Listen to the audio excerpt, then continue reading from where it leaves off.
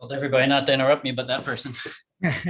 No worries. Well, good thing is we just got live on Facebook. So with that, thank you for being on, and everybody at home or on the job or whatever it may be, or after we finish this. But thank you for listening. This is Reflection Artist Live number 32, and we have special guest Steve Goldman, owner and third generation owner, I should say, and president of Ardex Laboratories, which is detail and supplies and products that are produced directly through them, by them. And they have fantastic products that are all across the US, which we'll get into, of course. But it's Wednesday. We're here. It's June 9th. We're right after the the Southern Detailing Conference. Oh, it was social. Detailing Conference. Yeah, there you go. And but wanted to introduce him. I mean, he's been in the industry, gosh, over 30 years. In Ardex, I mean, it's a legacy brand. For those of you who don't know, it's 72 years old. I mean, that's a true legacy brand amongst others in our industry. But this one has 2 years of background in regards to what they've done for the detail industry. We want to shine some light on that, and of course, shine some light on Steve and him and his background of coming up in Ardex and how all that got started. So Steve, thank you for being on, and tell us how you got started in this wonderful world of detailing in your younger years, on how all that even stemmed of you continuing the legacy of Ardex. Yeah, well, as a family business, there was certainly a lot of opportunity to engage in the different aspects of what was happening. And I spent a lot of time here. If I was involved in any activity, personal, whatever, where I had to meet my father at the business to help out, or if he brought home products to play with or experiment, or if I was even just doing cars or detailing around the neighborhood, I would do like a teenager kind of scenario, yeah, like super. Yeah, okay. very young. Cool. So it was always some extra dollars for the weekends, and a little extra play money to buy records back then. Those were the expensive things. Everybody getting LP was pretty exciting, or maybe some videos were coming out. And so I did a little bit of that, not a whole lot, but I was involved in it. And summer times, if most summers, if there was some work to get done, and there's always work to get done, I used to do the grueling tasks that people didn't want to, like painting drums that were returned, and you recondition them in-house back then. That was a long time ago. Cleaning buckets or whatever. And, eventually I was starting to fill some products with guys helping out. And it was a fun atmosphere actually back then. There was not a whole lot of guys in the facility, but they had music blasting. They were singing while they were filling. And, it was a lot of Motown. So we were in Center City, Philadelphia, and nice. That's what they were listening to. So it was a good scene. And so I spent a lot of time doing that kind of stuff, mostly, just on the summers though. And so that's how I kind of got introduced to it. But growing up, my father always had, I wouldn't say exotic cars. He had nice cars. He had Jaguars, and, he had a couple of other nice sporty cars. And he kept them looking nice, and they were fun to drive. They were fast. And, so I got that passion for cleaning cars and having a clean car. And I enjoyed cleaning cars. And like I tell a lot of people in this business, there's a lot of people, if you cut their arm, they're going to bleed polish. And I think you're cut obviously from that. And there's a lot of people, and I don't know how much the future generation is like that, with autonomous cars coming online and things like that. But, back in the, I guess, 40s all the way through the 80s and 90s, people used to, really get into cars, and they'd want to see the newest. And if you as much as put a Ferrari 308 GT on TV and called the show something like Magnum PI, people were tuning in to see the car half the time. That's what I was looking at. Perhaps some of the girls, but when you saw that Ferrari race by, you were like, wow, that's nice. It was the Magnum PI, and what was the other one? Gosh, with the oh gosh. Are you talking Miami Vice? No, Miami Vice was another one. But then there was with the red light that went across the front of it. Knight Rider, sure. Knight Rider, yes, I love that. The car got me out of that show. Yeah. So back in the day, there was a lot more, I think, zest about cars. There's still plenty of it today. It's not going away. But I had that bug. I would say my father had that. And, people that come into this industry, they tend to have a passion for cars. It's more than transportation. There's some people want to get to point A and to point B, and it's no big deal. Other people, they want to, they're proud of this form of transportation. They take care of it. They want it to look nice, and they stay after it. And they enjoy that part of, what you do. And I'm obviously one of those guys. There's a ton of people here working at Ardex. They're that way. And you could tell when you talk to them that that's something that they have some passion for. And so having that passion and having this in my family, and, it's kind of a natural development that I got more and more involved, and spent some time here before college, but really right after college, it was 1990. I had an opportunity to come in here, and in 1990, you were pretty young back then, yes? Yeah, I'm 38, so I was like 8 years old. Yeah, so many things changed so dramatically, and That was and a transition of old single stage paint, lacquer paint, to also base coat, clear coat during that late 80s, early 90s, right? Yeah. Well, there was a lot of changes in that part of the industry, but when I stepped out of college, the big transition that was engaged was transitioning from paper to computers. Oh, And yeah. it wasn't my life dream to bury myself working in computer worlds, but it was very transitional at the time. We had just hired somebody who was maybe an excellent accountant. He was actually a certified accountant, but he didn't have a grasp on the computer technology, and he actually started driving this company in a bad direction. As we transitioned from third-party sources to in-house, things went pretty hectic, and I was there to kind of pick up the pieces, and I stepped into that role, and I spent the next 10 years really getting the technology of the organization in a format where, what was happening back then is not only weren't people aware of what the computers could do, and were only told that it makes life easier, where in fact, it was actually a lot harder because you had to feed these machines so much information that you didn't do before. So back then, there was a lot of information overload. Everybody had data to the nth degree, but nobody knew how to analyze it or get any benefit from it or use it in a way that was helpful for the business. And it was in a filing cabinet back then. Just a big giant filing cabinet that mostly didn't have filed paper put away yet, right? So the beginning part of my career, there was a big void and a deficit in this type of technology. Computers were just coming online. Faxes were thermal still. They Oh my weren't- goodness. Yeah, and which was nice. You didn't have to buy ink, but I mean, I'm talking you get those rolls that scroll up, and so the times were just so different back then. And what we have at our fingertips with iPhones today, or if you don't like an iPhone, the smartphone you were talking about earlier, it's just hard to even imagine what it's like engaging in a business that's transitioning to what's going to become the new norm in 10 or 15 years. So that really absorbed a lot of my energy. And fortunately, we had, my father was always very involved in the sales side of it. He was still very active into the 90s. And he worked, we had Sean, who was in the sales, direct sales, selling off a route truck for many years in the early 80s, became available at the same time, 1990, when I started. And so he had a tremendous experience with the sales side of it. He came with the company when you took over. Actually, he came back with it about the same time I did, because he had a little window of time where he did a little work with Chrysler. Gotcha. But he came back in 1990, and he came back in a much different capacity. And he integrated nicely with my father on the sales side, where I was trying to pick up the pieces internally of systematizing things, getting, a lot of things that had to, upcoming things in terms of material safety data sheets, GHS transition, regulatory requirements.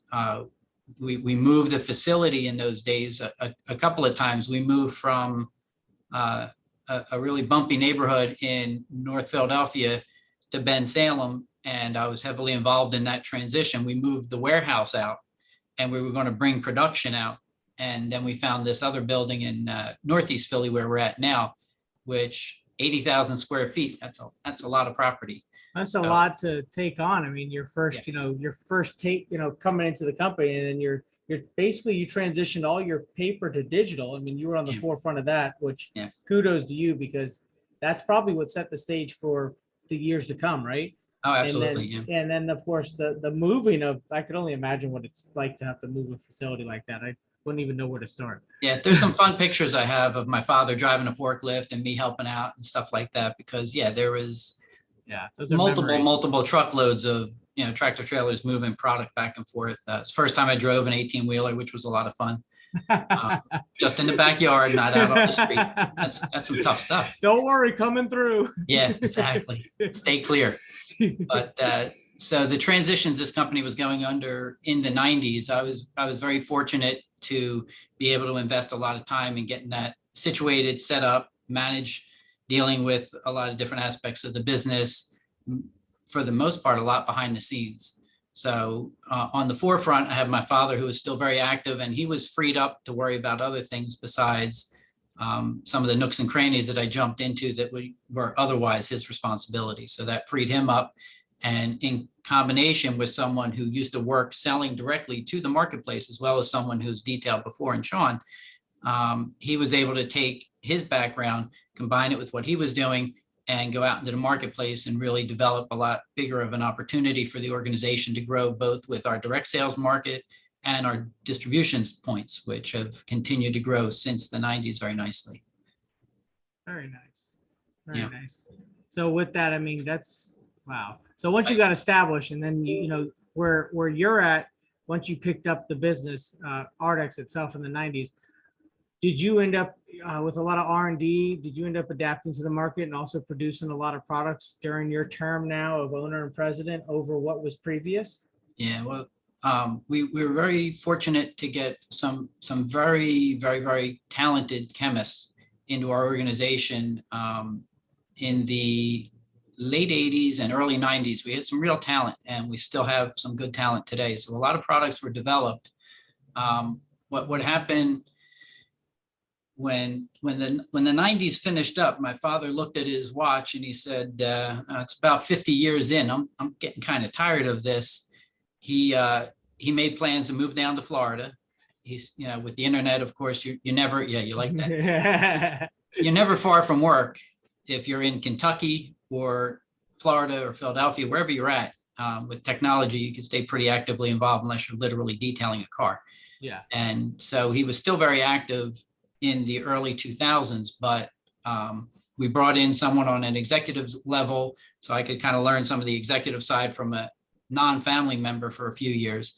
And around 2004, I was on my own and moving forward with the organization on all aspects in terms of managing production personnel, research and development, sales, working with Sean, office, all the different pieces, regulatory, the whole gauntlet. And of course, with a lot of support with me, I'm, able to get all that done.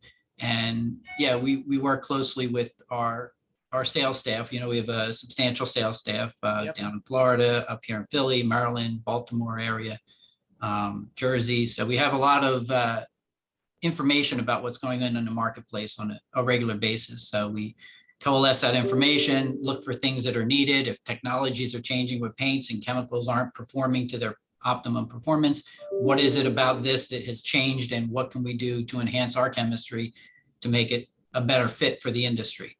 Absolutely. So yeah, I definitely get a lot of that feedback from our direct sales, our distributors, and we really, I think, have a really great thumbprint on the pulse of what's going on in our industry. Oh, yeah. Because we access so many different outlets from Canada down to Florida, some international locations that we're active with. And you get a lot of that feedback, because the first thing you know about, if a product doesn't meet an obligation, they're letting us know. Yeah. And we're a very aggressive company. We've always been pretty aggressive. I think you probably know how aggressive we like to be. And so when you do that, a lot of times you get the respect of a phone call. And we talk a lot about that. Customers have the opportunity, when they're dissatisfied, to switch brands or to call and say something. And some people think you don't like when customers complain. that's an opportunity to know when Yeah. there's a problem and figure out how to make it better. So you beg for a complaint from a customer so that you can figure out how to do things better. And that's something I've been very passionate about, Yeah. not just with customers, but across the board at this organization. There's a term I work with is, knowledge isn't power. A lot of people say if you have knowledge, you have power. It's the use of the knowledge that's powerful. So when you gain that information, what do you do with it? So if you just hear something and you pass the buck and you hope it gets fixed, that doesn't really solve any problems. But when you take account and information related to what those problems are, and you categorize it in a way you could follow up, analyze, make sure you reach the end goal and the end game, you're providing customer satisfaction.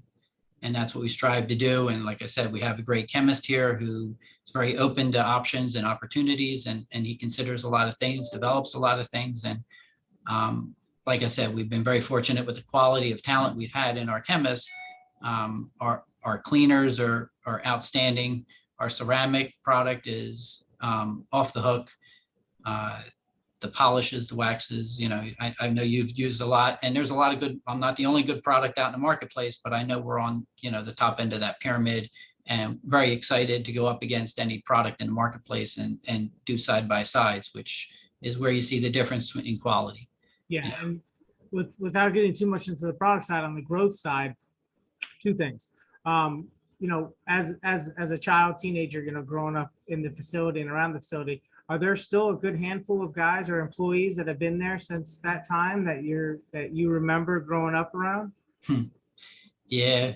There was a story when I walked into the office once and I spun the sink faucet the wrong way and it squirted out all over the place, made a giant mess. My face got all red. Kind of happy those guys are gone because I got razzed about that for about 20 years. But yeah, no, we absolutely have an unbelievable tenure of people. So Larry awesome. Saxby in the back, he's a legend to me. He loves being here.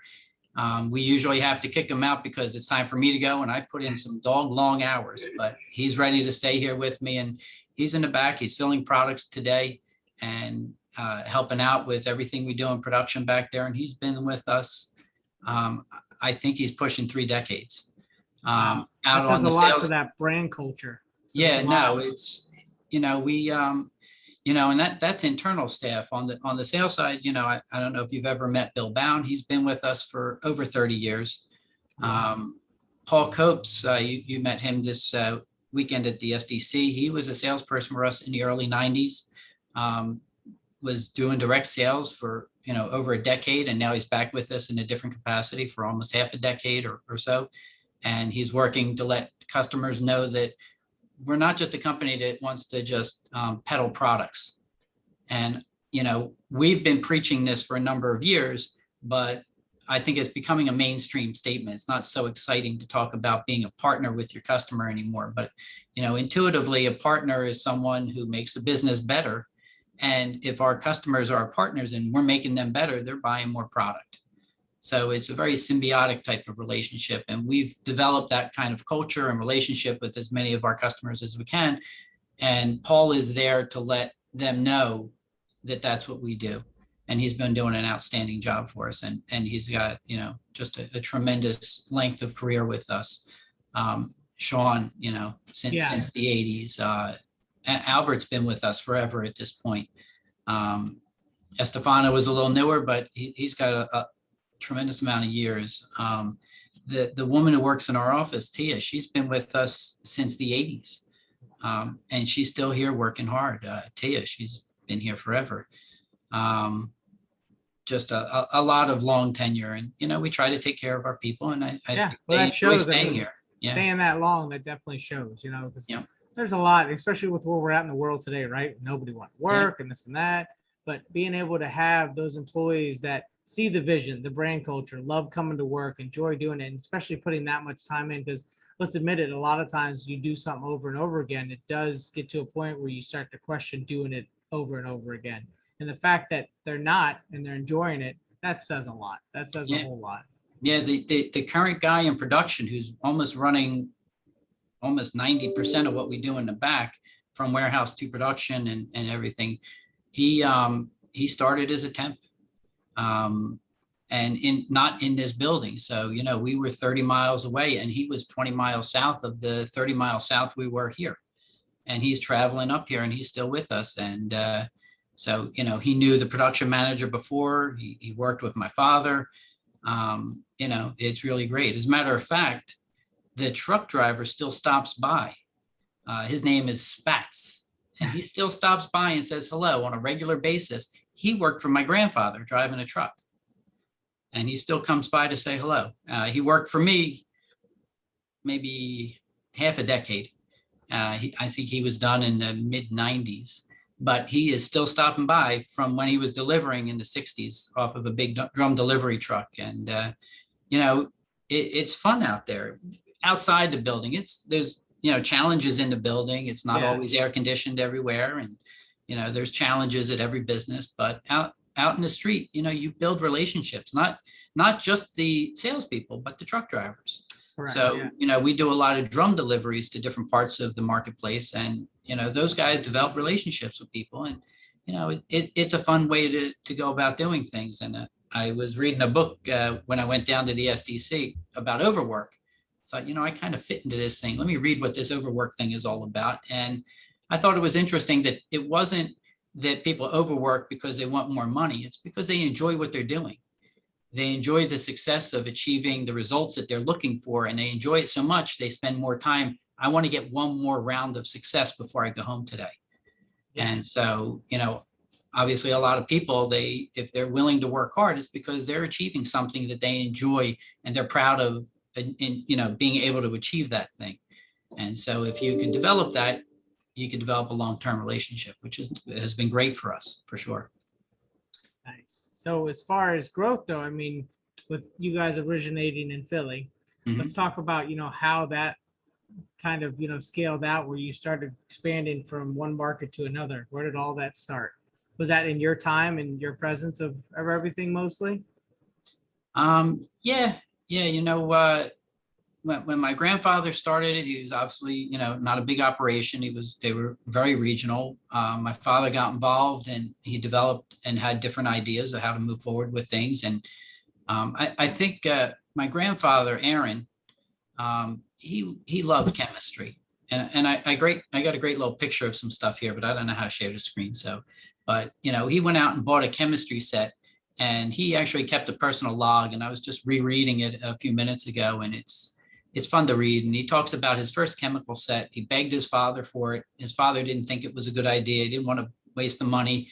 And he went out and he bought it eventually. And he's got a picture of all the bottles up on his walls and the turpentines and all the different colors. And he was very excited and proud. And he enjoyed tinkering with the chemistry. And he developed some great products. And he was, back in the 30s, I guess when he was around 19 or 20 years old, he was doing door-to-door sales and trying to come up with different things from cosmetics. And, he found a niche in the automotive field, particularly in the big white wall tires, which in the 30s, that was the thing. That was the hardest thing to clean and the most bright thing on the car. They were mostly black cars. And so he found an opportunity to penetrate into the gas station where they did all the, if you will, detailing. And so that's how I think it really developed more out of a cosmetic entrance into the automotive, and eventually got together with his partner Dexter, and they started up Ardex, and they started going after this marketplace. But I think it was more a passion of playing with chemicals than it was a passion to develop sales and growth. So he enjoyed the technology of it, not knocking on the doors so much, from what I've been told.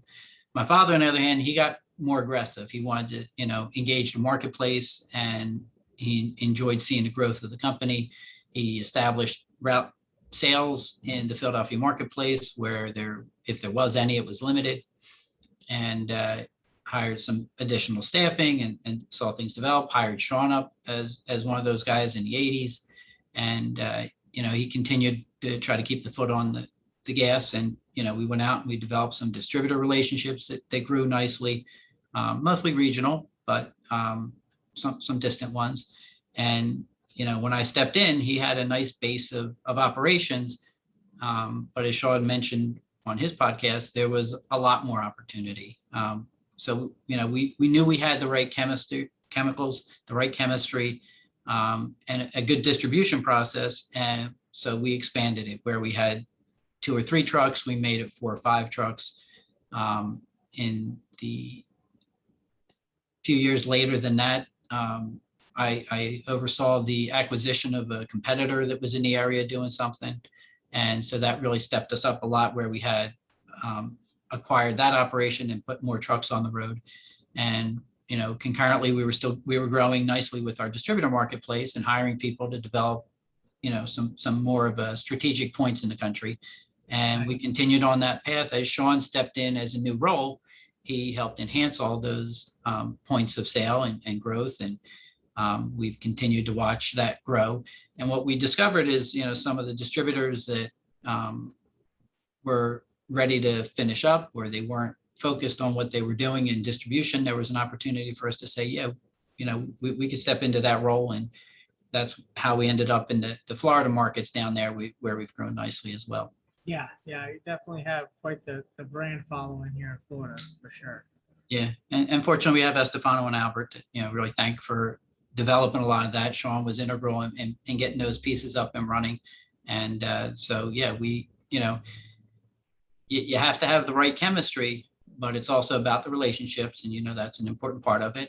And that relationship is more than just being friendly. It's about helping your customer. It's about being a partner, and it's all about training, which now we have the IDA to focus some of that attention on as well, which is outstanding, and why I'm, a big proponent of it as well. But, earlier on, you really needed a lot more of that support. You didn't have the internet, and even with the internet, you never know if it's a vested interest that's explaining something a certain way versus this is the right way you should do it. So even on social media, sometimes it's hard to tell the difference. You could hear 2 different things in the same breath on the same subject and not know which way to go. So that, closer contact with someone who could actually show you and live demo and explain provides a tremendous benefit to the marketplace. And that's where we've seen a lot of success doing that kind of stuff. The growth of everything, are you outside of the US or strictly North America? Yeah. It's funny. I just got an email yesterday for New Caledonia. You know where that's at? I wouldn't know either. Yeah. Raise your hand. I just closed my eyes and put my finger on the map. Yeah, you'd still miss it. It's a little island, not far. It's about the size of New Jersey, next to like around Fiji. Yeah, they want to buy some products, but I don't think it's real. But outside of that nonsense, yeah, we do have some great distribution points internationally, and they've been with us. One of our good relationships is in this country of Israel. They've been buying from us since the late 90s, and they've been doing a real bang up job. And yeah, there's a bunch of other distribution points, some coming on. They could be touch and go. Some of those areas, and even distributors, there's challenges to maintaining those relationships. So a lot of our distributors are super strong, super loyal, and we love them to death. It's a tight network. They know they can call up and reach me if they have questions. Hopefully reach out to Sean first if it's a question, but they know they could reach me. So we have a very tight relationship with our distributors, and we really enjoy those relationships. And they're not in every city yet, but we have a lot of strength in a lot of different parts, more so on the eastern side, side of the country. You got some strong players out. In the West Coast, it's very hard, just freight wise, to manage. Yeah, it's a coast to coast is always a freight issue, right? Yeah. So you got guys like John Bell. They have their areas. They're doing outstanding, and we have our areas, and we're very strong. But freight, particularly these days, is really just insane. But of course, everything is insane today. We've been seeing astronomical cost increase and across the board, from accessories to chemicals to supply shortages and labor issues, freight costs, fuel, everything is on fire right now. And, I hope it's temporary, but it's been a very rough time, as if COVID wasn't enough, right? Yeah. Now everything seems like it's turned upside down on its head after things are finally quelling down, which, boy, I tell you, go to Lexington, it was like it never happened. which is what you said about Florida Yeah. to some degree, but I mean, it Yeah. was unbelievable down there. Yeah. Still can't get over how many people were packed into a bar, drinking side by side, shoulder to shoulder. It was nice to see. It was And fun. it's funny because, you know, when you have someone like myself that come from Florida that's already used to that, I didn't see it to be any different. But then like yourself and others that come from all different corners of the US, that is completely different. That's like, wow, what's going on here? This is actually normal. I like They, this, but is it okay? yeah, it was last week. They let my daughter, she's in middle school. They let her go to school for the first time with the option of a mask Wow. last week. Now, my niece in North Jersey, her school is still closed, not open. Poor kids. So the dramatic changes around the country of how they decided the best way to handle this stuff. And, you know, I don't want to get philosophical, but the amount of power that these people in political positions have to make these decisions is just, it's shocking. Yeah. Yeah. And we didn't realize how powerful it was until all this crap came out, right? Like, we kind of knew, but not to the extent of where we're Yeah. at now. Yeah. Yeah. Yeah. It makes you think a lot more about local elections, but let's stay off politics. I don't Yeah, wanna yeah, touch that yeah, one. yeah. That's a hot potato So, there. with now, have you guys entertained any other industries with different products, or has it always been automotive? Yeah, the furthest, I mean, you know, if somebody wanted our products, they certainly fit into most janitorial needs, you know. Gotcha. Like I said, we have a great cleaner. We have fleet operations, we have bus operations. There's different types of entities where they're doing routine cleaning. We do pursue the car wash industry to the extent that it's available, because we have the chemistry, we have the chemist, and we have the distribution. So, you know, we have pretty much all the pieces. We did work to develop that a lot more. It's a tough industry because if you're not selling the equipment, it makes it kind of hard to stay in the car wash industry. Yeah, because you just got the chemicals, they want the combination. Yeah, yeah, and it's not that necessarily they want it, but if there is a problem with the equipment, then you know you have a situation where there's a vested interest with the equipment repair that is looking at that has chemicals to provide with it. Yes. So it becomes a little bit daunting, but we know we've done a great job with a lot of car wash operations, some really significant car wash operations where we've provided second to none service, and they realize it and they enjoy it and they keep us. And it's 100% Ardex. So we know we can do it. We've proven it, and we do it in a lot of different car washes, but it's not our strong suit. You know, we've definitely always been more detail oriented. We've had tremendous success with a lot of different products outside of the detailing industry, but that's always been our focus. We're very proud of our polishes.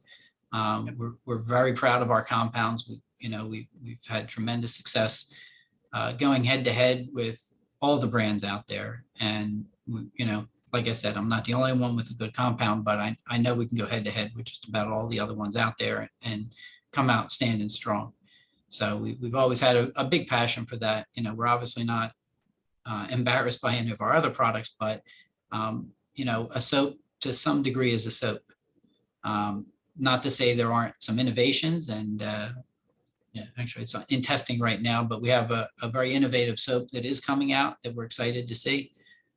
You can imagine what some of the innovation is because it's the buzzword of the day, but we have a lot of innovations coming out with soaps and cleaners, but putting together a polish, that's a challenge. That is a challenge, And yeah. yeah, whereas a lot of people might carry a private label brand and you know they're making their own cleaners. There's a certain ease to producing a cleaner that doesn't come with the emulsions and the compounds that you have to put together. You know, there are temperature functions. There's a lot of parameters that are very difficult to manage, and we think we've done an outstanding job with that. It's We're hitting the proud of sweet it. spot in all those parameters is what's difficult. Yeah, yeah, and we think we've done good. So Yeah, no. Yeah. Now, obviously, with a lot of the products, whether it be compounds, polishes, cleaners, liquids, whatever it may be, you definitely have a lot of options when it comes to quantity size. Would you say, and this is, I think, more of a question that I'm curious about, your 55-gallon drums, because I know you guys push a lot of that. Is that more into the car wash realm? Is what you're seeing more of those being sold? Or is there actual some detail shops that are just doing such mass production exercising using those as well. Yeah. If you talk to Bud and his equipment, they might go through 5-gallon containers of some polishes because they run it through that, Detail Plus system. Yeah. But yeah, other than that, there's a good percent is gallon size. The quarts, the 20 ounce, the 16 ounce, there's premium prices for packaging it in that kind of container. Yeah. If you're a weekend warrior doing a car in your driveway, or, you have a bunch of friends you want to detail with, we absolutely have quarts, and all there's an ease of use to holding a quart and having quarts. So we provide quarts. We don't do that much below quarts because that's more of a retail oriented thing. We've never been really in the retail space. I've seen that 16 ounce is usually, when you get into that, you're more into the consumer retail side. Yeah. And there's a lot of people that are targeting that marketplace because of, the ability to go on social media and promote a brand. So there's a lot of that going on. It's never been our focus, but at the same time, it's not something we're incapable of producing either. No. So we haven't put a lot of focus on that segment of the industry. It is a growing industry that, there's a lot of brands that are developing, be it private label or not, that are out there. So there is opportunity to engage in that part of the marketplace. But we have, like you said, a sweet spot. We're very successful providing a really quality product at a, not the cheapest price in the marketplace, but a fair price. Yeah. And we provide, like I said, we provide that relationship that goes along with the product to help people understand how to use it the right way. Because even if you have the best polish, if someone puts half a gallon on a pad, they're not going to be happy with the results. No. So it's not merely the product. And as a representative of Buff and Shine, it's not even just the product and the quantity, it's what goes along with it, be it the buffer, the pad, the pressure. There's so many variables and types of paints out there that if you're not providing some of that extra service, it's not that exciting. So to be able to provide both of that and to take care of those businesses that are out there, that's where we really, shine through. We don't necessarily have the best approach to that retail market where a guy is, doing a handful of cars in his house or something like that.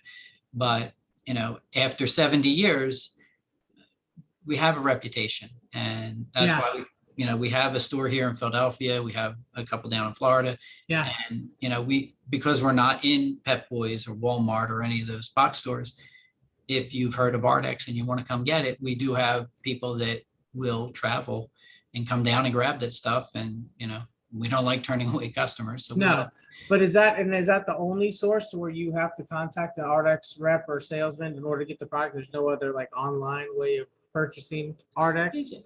Well, we have a few different people that are out there repping the products. I think if you go on Amazon, there's a couple of people that have, established themselves on Amazon where you could find the product through them. Okay. So there's an awful lot of people that buy Ardex. There's some that buy it in large volume, and what they do with it after I sell it to them, it's supposed to have certain, territories where it's sold within exclusively. We don't send it all over the place. But a lot of people will have some stuff up online, and if they're not interfering with the distribution marketplace, then it's fine. Nice, very nice. Now, with we were talking about products earlier, with chemistry and everything evolving, you guys took a big jump into ceramic and were very successful at it with the tungsten line, and now with introducing tungsten light as well as your topper, and that were a standalone, right? So now you have two different options in that category when it comes to applied ceramics. Are you guys looking at maybe trying to jump into the whole graphene chemistry of things that that where a lot of people in the market are going? Or are you going to stick with what you know best for now and kind of see where that goes?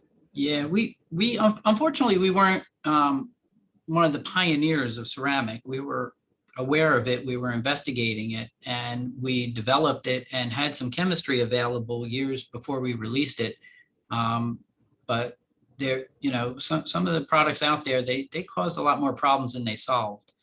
They weren't user friendly, and it wasn't providing a good enough amount of benefit versus the disadvantages of some of the problems that were developed with that product and the confusion of how to apply it, the cure time, having a shop where you could put it where it doesn't get dust on it, all that information to me was very paramount.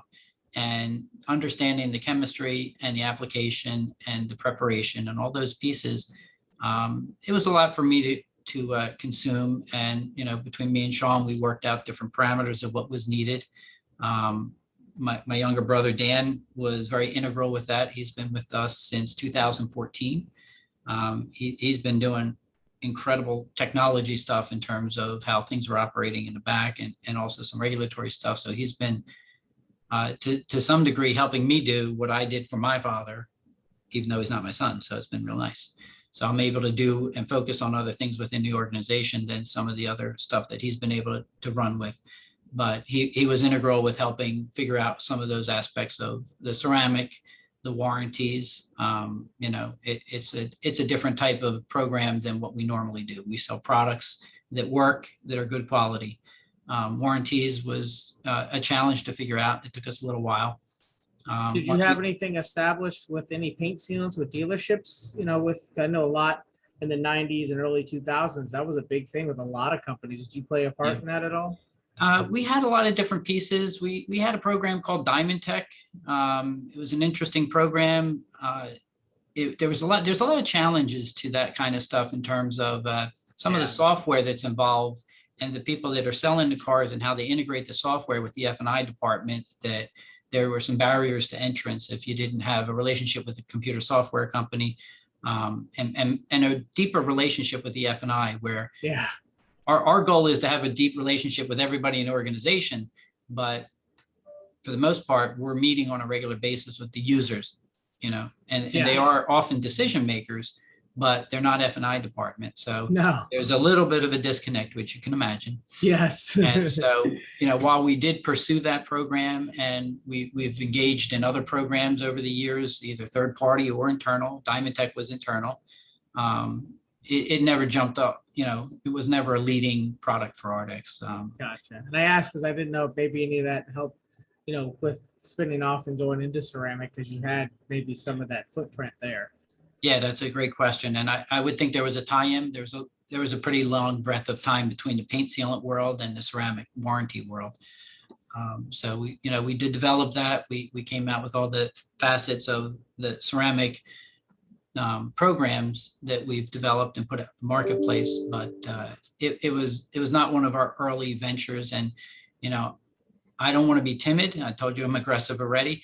But with graphene, I'm going to go through the same process to make sure that there's something of value that's being added beyond a label.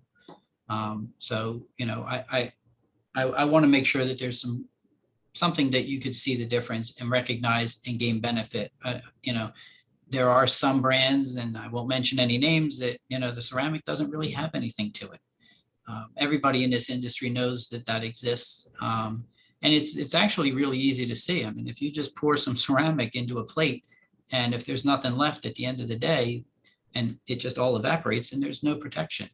So those products exist, and some of them aren't small players that are doing it. No, it's interesting to see how that all plays out, because everybody has a different recipe, right? Yeah, but that's why everybody has a different palate too. Yeah, there's different recipes. There's different activation levels too. So, depending on how much active ingredient you put in that product, you're going to get a different result. So knowing what the proper balance is, I'm going to make sure if I come out with something, that I have something that's going to help our customers and be, on the top of the playing field. And I'd like to say that's why I'm here for 72 years, or why the company has survived 72 years, to, be careful with what we're doing, not rush to judgment, and not throw something out there that you can't stand behind, and have this company be successful for years to come. Yeah. So. And with what you guys have done with R&D behind that, I mean, I feel was a very successful product and successful move for you guys with getting into the coating arena, to say.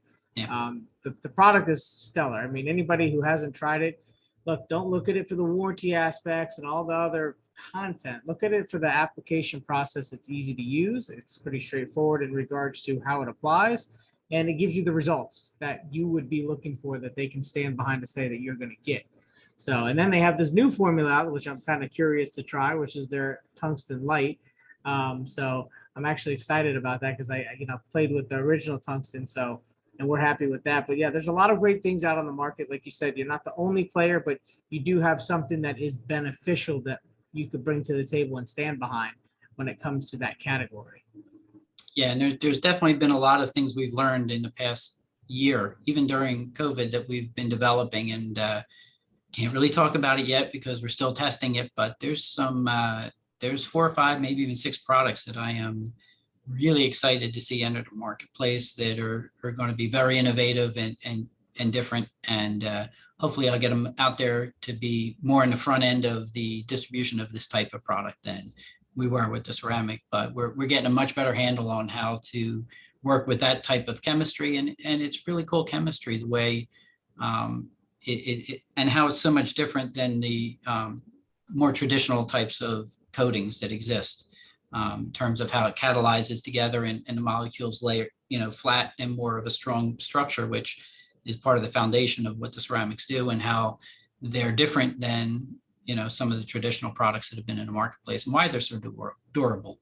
So the flexing of that is an important part, and that's what we've been experimenting a lot with, and we're starting to see some other products come out of it. So we're pretty excited about what's coming. Now, with the stuff you have in the works, are we planning on seeing possibly a couple of these things, or at least one of these things, maybe at SEMA or somewhere like that, where you could, reveal? Or is that too short of a time frame? Yeah, it's not going to be quite ready by then, but the next big event, we're definitely going to be showing a video on it, and we'll have it for demos. And but I tell you, that SDC thing, with having those gorgeous cars available for us to do work on, what a privilege to be able to do that. I was expecting that it was going to be more like the MTE, where you go to a training room and you go up in front of a podium with a PowerPoint. So I even prepared a PowerPoint a little bit and then, we were sitting there live talking, almost one-on-one with groups of people. It was spectacular. Yeah. So my hat's off to them for being able to get, aside from enjoying seeing all the exotics sitting next to our booth, but to go into the training and have one in each one of those sections was really novel. And the only thing I feel bad about is my coating's on half of the hood, and some other coating is on the other half of the hood that we did. And now the guy who owns that car is sending me an email, "What's going on with my car, by the way?" And I'm like, well, you might see a shiny side and a less shiny side. Which side of the hood do you like the most? Oh yeah, that side, that's our side. I can't wait to see him next year. He's going to be like, "How come your coating is this and that's that?" And I'll be like, "Yeah, that's what I'm talking about." So I'm excited. That's awesome. So we're coming up on time. So as far as finalizing everything, I got to say, who hasn't used Ardex, try to find maybe somebody in your local market to get your hands on some of the products. Definitely check them out. They're, in attendance for a lot of the current shows, like you just heard about Southern Detailers Conference, which if you weren't there next year, you got to be there. If you want to get in front of these manufacturers and meet owners such as, Steve, and be able to meet people in general and connect with them, that's where it's at. Mobile Tech as well, which we have coming up in Vegas at the end of August. And of course you have SEMA, but then overall, the bigger Mobile Tech is going to be, of course, Orlando, which usually falls around end of January, beginning of February. Yeah. And I did get confirmation from Sheldon that both of those are going on, because I was stuck on a layover with the gentleman. So I was able to pick his brain a bit about that. But yeah, no, Ardex, great company. Steve, thank you for taking the time out of your day to join me and be part of another Reflection Artist Live podcast. That means a lot. Hopefully we can have more of these in the future. And is there any word of advice that I could have you put out there for anybody listening, whether they're a distributor or a salesman or even a detailer? Yeah, I was thinking about this because I've seen about 30 of these so far. I know you asked that question at the end. It's a great question. But before I go on to that real quick, though, the IDA, big supporter, and I'm excited to see a lot of development into consumer awareness. And we need a lot of support from the marketplace.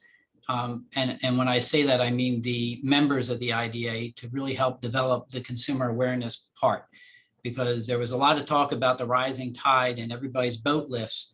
But if you can't get passengers on the boat, what's the point of having a boat high in the water? And the consumers being aware and requesting or wanting a certified detailer is a big part of that.